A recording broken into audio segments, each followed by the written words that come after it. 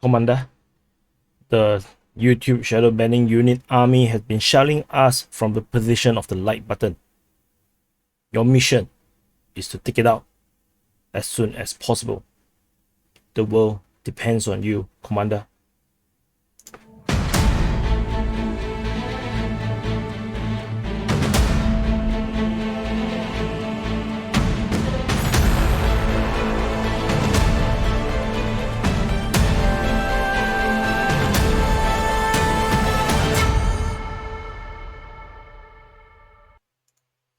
Hello everyone, this is Defense Politics Asia, and this is the summary for the day of 158 to 160, 158 to 160 for the 31st of July all the way to 2nd of August, which is yesterday. So the summary is a bit late. Supposed to have done it yesterday, but there's an old auntie called Nancy, caused a lot of problems for the People's Republic of China by going to the Republic of China. So the two Chinas are very tense, and then so I was covering that. So if you have missed the live stream yesterday, you can still go back to watch.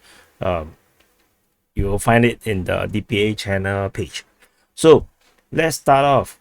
There will be no cross-border shelling, as I mentioned. I will stop the coverage based on the from what I mentioned in the last summary. And coincidentally, the Ukrainian Defense Ministry also gave up reporting all the locations that was getting shelled. They will just say, oh, there is shelling at the border at Semyhirya and Sumy area. So even the Ukrainians themselves has given up on it. So there's no point for me to report on that. So there is information from the Ukrainian side. The defense minister Oleksiy Reznikov said that 4 more HIMARS has arrived in Ukraine. So I think this brings the total number of HIMARS in Ukraine to 16, including those that allegedly destroyed. If I'm not wrong, I'll fact check myself later. In the HIMARS Watch segment at the DPA IRL channel, you can find the channel in the description below. So what else do we have? Okay, let's go on to the Odessa Front, where there is no fighting here, but mainly is the first cargo of grains from Ukraine is now being exported. The ship Razoni, flying the flag of Sierra Leone, has left the Odessa port as part of the safe transportation of grain and food from Ukrainian ports initiative, the STOBGF UPI. The never mind. Razoni is carrying a cargo of maize, which scheduled to arrive at the waters of the Istanbul port on the August of 2nd of August, which is a one-day voyage all the way here. Yeah, not very exciting. So anyway, so the sea corridor of which Razoni is traveling is in the northwestern part of the Black Sea. In the control of the humanitarian operation for the departure of the first ship carrying the products was planned with active participation of Russian officers who are part of the Joint Coordination Center in Istanbul. So this information is from the Russian Defense Ministry. So this cargo ship left the Odessa port on the 1st of August, which is two days ago. And on the Ukrainian side, they also made a statement on this grain shipment. So according to the Minister of Infrastructure, Alexander Kubrakov, today is the first time since February 24th a vessel loaded with Ukrainian food left the port of Odessa. So same thing, they talk about Razoni from Sierra Leone heading to the... So, but this one, the information is different. They said it's heading to the port of Tripoli in Lebanon. So there is already a parallel universe developing even for this kind of pointless stuff. So, and then it's moving along a corridor, the security of which has been confirmed by the guarantor of partners, UN and Turkey. They purposely left Russia out of this statement. So on board, they claim that there will be 26,000 ruble tons of Ukrainian corn. Not sure what kind of measurement is that. And then there will be 16 more vessels waiting in queue. So interesting. So this is the humanitarian side. But according to I think pro-Russian sources, they calculated the amount of grains that Ukrainians is going to export. They say that it doesn't really make a difference to the worldwide shortage of grains and food. So they say that the contribution of Ukraine in this aspect is actually very minor, and then the food crisis is not fully because of the Ukrainian war, but of other reasons. So that's what was said. Moving on to the southern front, at the Mykolaiv area, we have no updates. There is also no updates from the Davydiv front. I didn't see the fighting reported on the Luhivske area. It looks like this entire battle has ended. The last fight was in the 27th of July. So I can delete this. So there's really nothing much happening here already. There's no more fighting. On the Kryvyi, so this is Kryvyi front, the Ukrainians continue to claim they have position at Ohaini. According to pro-Russian source Ryber, they still continue to map this area as under Russian control. In fact, Ohaini is so unimportant they didn't even put the location name in their map. They just drew, in this way. So no idea what is happening. There is this recon attempt is over, so I'm going to delete this. No more. There is a report of fighting at Trudoliubivka. So according to the Ukraine Defense Ministry, I forgot to put the date. Where's the date for this one? And this is 2nd of August. So 2nd of August, let's put it in 2/8. So this one is from yesterday. They claim that the Russians has conducted offensive assault operation in the area of Trudoliubivka, but there was no success, and they withdrew. And it will always be no success because if there is success, the Ukrainian Defense Ministry do not report it. So that's all from the southern front, the entire area of southern front. Moving on to the Zaporizhzhia line, there is fighting reported at Luhivske. So Luhivske is here on the eastern side of Kharkiv and southwest of Huyaipo. So there is this recon troops of the Ukrainians sent to the vicinity of Lugovsky, which is Luhivske, and they were discovered by the Russian troops, and then during the fighting the recon took losses and retreated to their lines. This is according to Ryba, the pro-Russian source. So otherwise the line from Kayamske to Huyaipo is rather quiet. Over at the Velika Novosilka side, at the very end of the Zaporizhzhia line, there is fighting reported at Novopil. Again, I forgot to put the date. God. Yeah, same thing is the 2nd of August one. So this is according to the Ukrainian Defense Ministry. They said that the Russians sent a recon troop near Novopil. However, they were discovered and neutralized. And there is also report of fighting at Neskuchne. So this is according to the pro-Russian source, Ryba. And they say that the Ukrainian forces make an attempt to attack the positions in Neskuchne to do some diversion of the attention away from the area in Donetsk.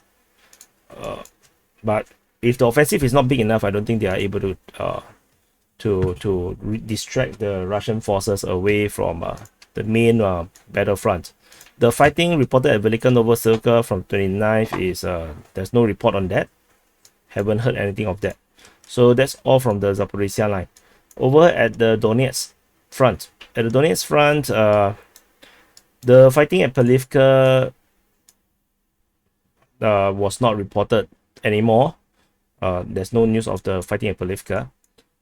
There is fighting reported on the 1st of August at Marinka. So this is according to the Ukraine Defense Ministry. They mentioned that the Russians sent recon in the direction of Marinka. So Basically, their recon troops are moving through the wreckage around here, but then did not. I think they got fired upon and then they retreated. Krasnohorivka, the last one was on the 30th, which is after that we haven't heard anything here. I think this fighting between the Pisky and Krasnohorivka I can delete away. There is some progress northwest of Donetsk at this town of Pisky.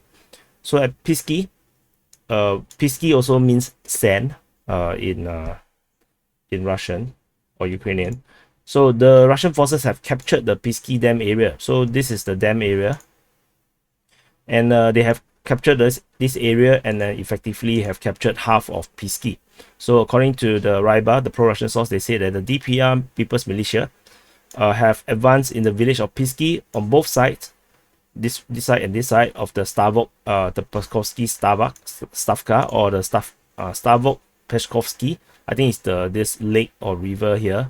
On both sides, they attack from both sides, and they are able to gain a foothold in the area of the dam, establishing control over half the village.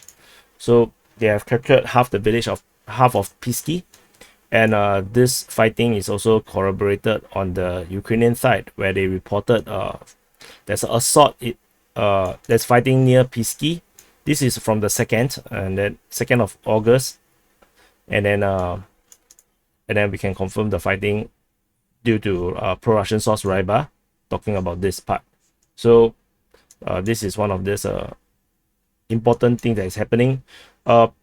Before the ground assault happens, if you played the DPA YouTube war game, you would just like how the pro-Russian side attack, they use massive bombardment on the Ukrainian positions, and then after the heavy bombardment, the Russian forces will move in with their infantry, and this is exactly what had happened at Pisky as well. And there is report of friendly fire as a result of this situation. According to the Defense Ministry of Russia, the 21st Battalion of the 56th Motorized Infantry Brigade suffered significant losses near Pisky because they were under fire, artillery fire, by their own Ukrainian troops during their retreat to Vodyane. Here is Vodyanoe, and was almost completely eliminated. So what happened was that the Ukrainian troops near Pisky retreated because of the heavy bombardment. But as they retreat towards Vodyane, they got shelled by their own people as well. And however, of course, if you do not believe a single word from the Russian Defense Ministry, this does not happen. This does not happen. So the fighting at Vodyane, the last report is on the 30th. We haven't heard anything over the past 3 days. The fighting near Spartak is no more.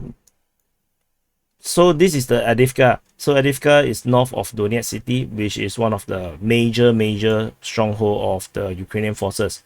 Now fighting is, according to the Ryba's mapping, the fighting is in this area on the southeastern side of Avdiivka, and the fighting is last reported on today actually.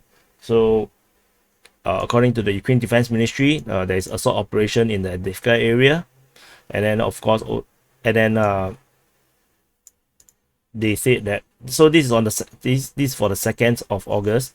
On the 3rd of August, correct? Am I correct? I should be correct. Yes, 3rd of August. So on the 3rd of August, the statement changed from assault operation that have no success to the Ukrainian the enemies shelled the Avdiivka area and tried to improve its tactical position to no avail, and then withdrew. So this is both from the Ukraine Defense Ministry statement. According to the Ryba, the pro-Russian source, the fighting is in this area, and they also corroborated that the fighting is actually ongoing. There is they mentioned, Ryba mentioned there is some DPR positions around here. This is a mine area, and then according to their photos, they are already able to see the coke plant here from at a distance. So they are nearing getting nearer and nearer in a way. So moving on to, there's nothing else happening around here. Moving on to the Bakhmut Front. At the Bakhmut Front, there's fighting at Travneve, Kodema, Semyhirya. So Semyhirya. So so we can confirm that the fighting at Kodema comes from wait, I see, take a look. Semyhirya, Kodema. So the fighting, based on the latest information from the Ukrainian, is that the fighting is in the direction from Semyhirya towards Kodema, and then there is this claim from the pro-Russian sources that Semyhirya has been captured by the Russian forces, and they are developing a offensive towards Kodema. So actually, this is actually correct. This is actually corroborated. So this is actually correct. I read it wrongly because the Kodema was mentioned to be attacked from Dolomite area up, and that's from the August 2nd report. On the 3rd August report, they actually went from Semyhirya towards Kodema. So which means that we can close up this entire salient, and I can delete away this one. So let's move this in real time, and hopefully they don't reset these changes. Ta-da! Then we can do this. So let me refresh to make sure that this change is reflected. Good. So Semyhirya Semyhirya has been captured by the Russian forces, and they are now heading towards Kodema from this direction. Previously, they were attacking from Dolomite, and Travneve is still fighting. So and then Vershyna they're still fighting in this area. So the last reported fighting is on yesterday, on the 2nd of August, and Zaitseve continues also to be reported to have fighting. I still have not found where did they attack Zaitseve from. Is it from this area, from the south of Vershyna, or from the north of Vershyna, on top or below? So this one I still haven't figured out because they haven't really been specific about this, but my guess is that they are from the bottom of Vershyna up from the south. So there is fighting reported in the direction of Bakhmut. This is according to the Ukraine Defense Ministry. The way how they write it sounds like it's actually fighting towards Bakhmut, and based on previous information that we know, that there is actually an offensive going from Klynove towards Bakhmut. So this is likely to be the angle that the offensive is taking. And interestingly, there is also another offensive towards Bakhmut being developed from Pokrovske. This is actually reported by the Ukraine Defense Ministry, where there is a in the direction of Pokrovske Bakhmut, which is Pokrovske Bakhmut, this direction, there's fighting reported. So that means the Russian forces is now attacking from two sides. They are very close, so you can actually call it as an entire frontal assault from the east to the west. There's fighting reported at Bakhmutske, according to the pro-Russian source Ryba, and the Russian forces have taken having a foothold on the eastern outskirts of Soledar. So, which is already more or less where we have already indicated on the map. So this is also reported. The fighting at Soledar is also reported by the Ukraine Defense Ministry. So you can also see that because of the corroboration from the pro-Russian side, you can see that the Ukrainian reports to a certain big extent is actually trustable. You can actually trust the information from them based on all these very general statements. So these are not much of a propaganda. This is just a fact of, there are fightings. Whether the Russian forces actually failed in their offensive and retreat, that's a totally different thing altogether. But at least we can be sure that there is fighting. Their fighting reports can be trusted. So there is fighting, south. How to say? south of Yakovlivka. So according to the Ukrainian Defense Ministry, there is the Russian forces is moving from Volodymyrivka to Yakovlivka. Volodymyrivka is actually from here, so in this direction. So they are fighting in the southern outskirts of Yakovlivka. So this actually also explains how the Ukrainian forces was able to send the miners, the so-called demolition troops to mine up the Yakovlivka region, because the Russians are not really in the city yet, or I mean the village yet. There is fighting on the western outskirts of Berestove. So this is reported by the Ukraine Defense Ministry. I forgot to put the date. I think this is from today. Yes, 3rd of August, correct. So this is from today.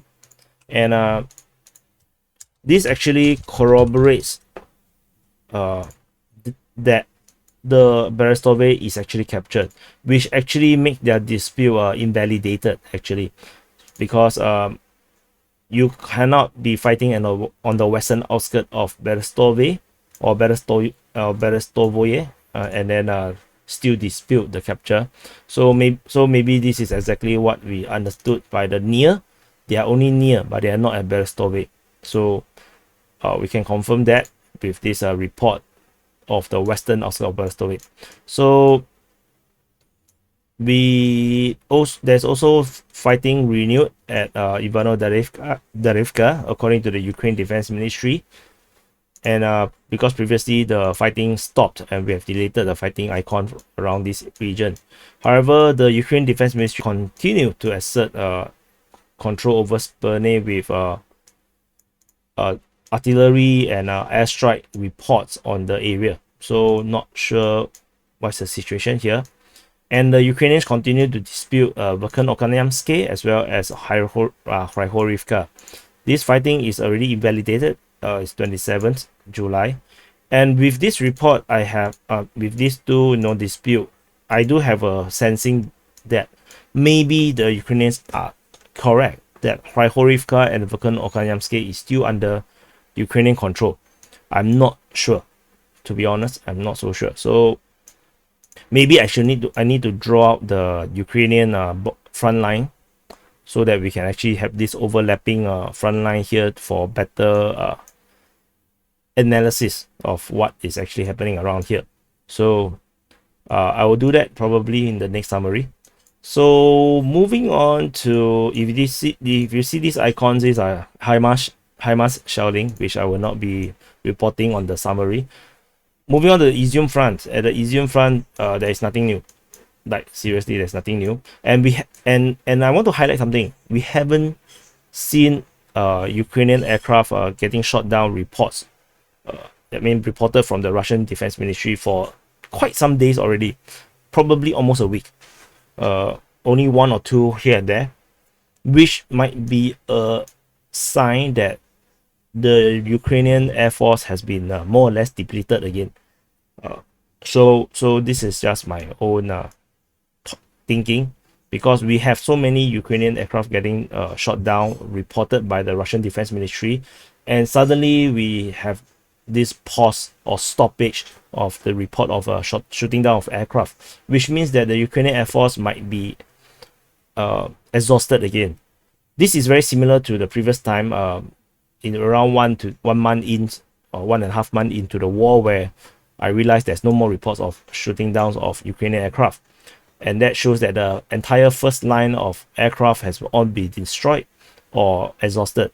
And then came all the reinforcement and resupplies and tools and parts from the west. And then the Ukrainian Air Force revived. So now we are seeing that the Air Force has been decimated again.